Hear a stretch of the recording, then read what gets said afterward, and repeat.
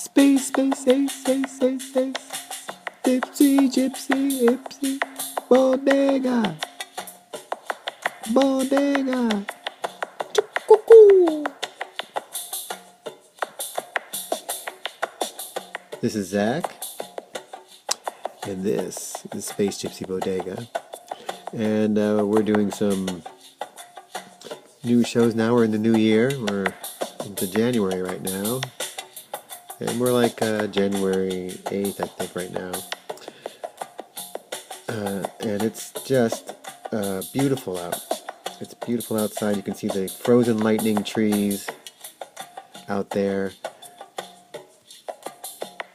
showing those swirling vortexes of electromagnetic energy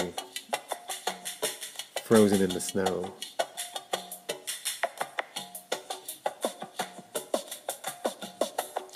Okay, so this is these next series here that we're doing. Frank will be focusing on sort of dream yoga, what I'll be calling on my talks dream yoga, and Frank will be talking about the transcendence of dreaming, and how that can transcend you. And so we're going to do these series all on dreaming and the tools and everything you would need for dreaming. So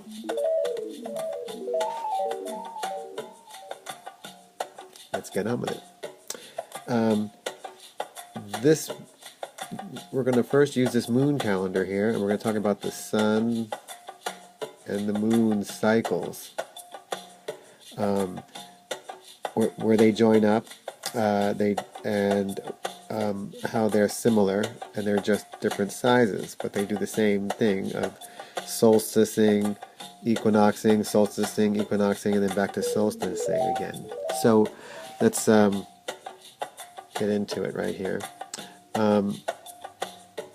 First, we're going to show the sun cycle. So the sun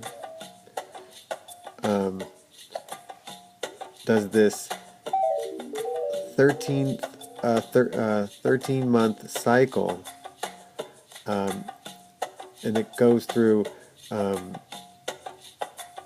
winter solstice to equinox to summer solstice, and then back to equinox, and then back to the winter solstice. That would be one cycle. So it would go back and around, and that takes the sun 13 months. 13 months to do. So in this device right here, that's this whole device right here, it's found in King Tut's tomb. It's called a moon calendar. It's sort of a talisman and device to calculate brain waves, and how to do dream yoga and how to move in bodiless states. Dream yoga and lucid dreaming and that type of work is all part of the many yogas that are out there. But we want to know, what affects brain waves and how to ride brain waves, and where do brain waves come from? And they come from the moon, primarily, but they're a balance between the moon and sun. But since there's such an absence of sun energy during the moon months, which are, from March 21st to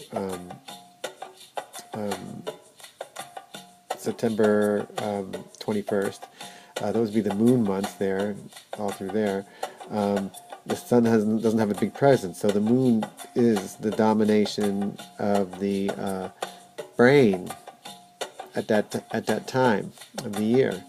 So, anyways, before we get too much into all that, we're showing that the similar cycle. We're going to compare the moon cycle to the sun cycle, the similarities of the cycle.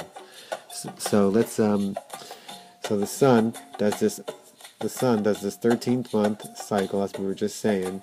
From December, it comes back around, and that takes 13 months. The moon, on the other hand, here takes 36 months to do this cycle. The moon takes 36 months to complete this whole cycle back to its solstice point, and oops, there we go. And in that cycle, it does its thing as well. Like over here in the winter solstice, it will be at its lowest point, and then as it moves upward, as it moves through the months and moves onward towards the spring, it moves upward into the sky. So you'll see the moon in the sky, higher in the sky by March 21st, and then it goes really high up in the sky June 21st, its highest point. That's what the sun does. I'm sorry, that's what the sun does. But similarly, that's what the moon does at its equinox. It's at its midpoint, and then when the moon's at its lunastice, it's high at this point.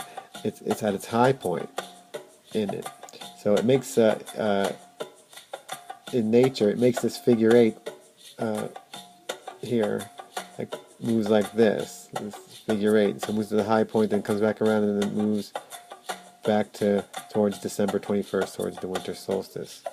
So you can see those numbers here and see how the sun and the moon both make this pattern, algorithm of a cycle. The moon takes 36 months, the sun takes 13 months to do it, and it shows up right here in this lunar calendar. And there you have the sun and moon cycles on the lunar calendar.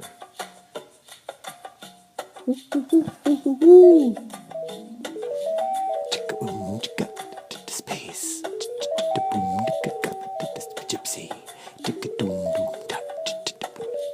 Bodega.